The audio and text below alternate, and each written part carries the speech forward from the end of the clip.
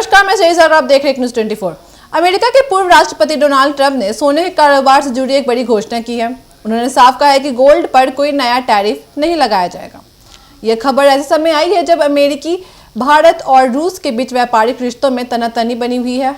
हाल ही में अमेरिकी कस्टम्स विभाग ने संकेत दिए थे कि 1 किलो और 100 औंस के गोल्ड बार पर टैरिफ लगाया जा सकता है, पर इस खबर के बाद अंतर्राष्ट्रीय बाजार में हलचल मच गई थी। सोने के दाम तेजी से बढ़ गए और निवेशकों में बेचैनी फैल गई, लेकिन ट्रंप ने सोशल मीडिया पर एक पोस्ट कर कहा गोल्ड पर टैरिफ नहीं लगाया जाएगा। उनकी इस घोषणा के बाद सोने के भाव में गिरावट देखी गई है। न्यूयॉर्क बाजार में सोना करीब 1.2% रहा।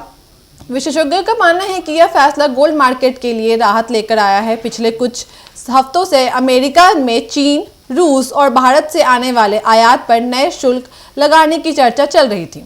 इससे व्यापार जगत में अनिश्चितता बढ़ गई है। गोल्ड से जुड़े कारोबारियों का कहना है कि अगर टैरिफ लगता है तो सोने की कीमतों में और ज्यादा उछाल आता और खरीदारों पर बोझ बढ़ता। भारत के लिए यह खबर इसलिए भी अहम है क्योंकि भारत दुनिया में सोने का दूसरा सबसे बड़ा उपभोक्ता है। आपको बताते चले कि त्योहारों और शादियों में सोने की मांग भारत में बहुत अधिक रहती है। अगर अमेरिका गोल्ड पर टैरिफ लगाता तो अंतर्राष्ट्रीय कीमतों में उछाल का असर भारतीय बाजार पर भी पड़ता और सोना आम लोगों की पहुंच से और दूर हो जाता। रूस के संदर्भ में देखें तो अमेरिका पहले ही रूसी सोने पर कई तरह के प्रतिबंध लगा चुका है। अगर गोल्ड टैरिफ लागू होता तो रूस से सोने का निर्यात और मुश्किल हो सकता था।